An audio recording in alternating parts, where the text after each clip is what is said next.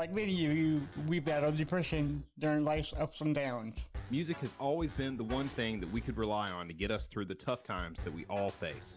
Follow us on our journey as we discuss the healing power of music, Interview bands, break down genres, review band biographies, and more. This is the When Words Fail Music Speaks podcast with Blake Mosley and James Cox. So my friend Art also wanted to, me and him want to know, because this is one of my favorite movies of all time. And like before I said we were going to talk about Rockstar, the movie that was loosely based on your story, joining Priest. But he and I also heard that there's certain members of Priest were unhappy about it, and the producers was forced to change the title because I think it was Metal Gods that it was supposed to be called, and they changed it to Rockstar. Yeah. See, they bought the rights to a story about me, which everybody always doesn't get that. It was a New York Times article about me, and they bought the rights to that article. And they called me about the movie and asked if they wanted to make a movie, and I sent them to the management.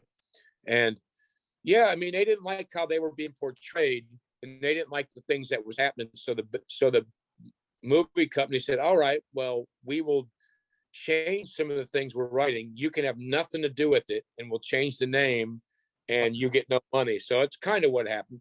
I really think it was stupid because a lot of it was kind of, at the time that they didn't like, a lot of it was kind of silly and similar. One person did run the band. This was going on, but then it also had its campiness. And the band's like, we don't want the silliness. That's not what it is.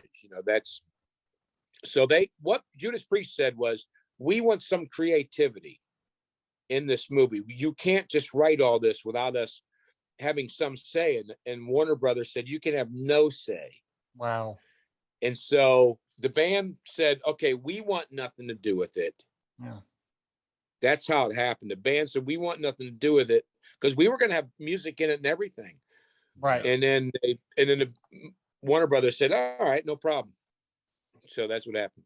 Okay. And again, another fantastic move by management. So none of us make any money, and the movie goes on, and it's always labeled. I mean, I guess it's not quite the blunder of going to 4 guitar players, but it still was kind of like, So, why can't it have something to do with it? Right. Yeah. Right. So, and I'm pretty sure by now you watch the whole thing, correct? So to you, how close was the movie?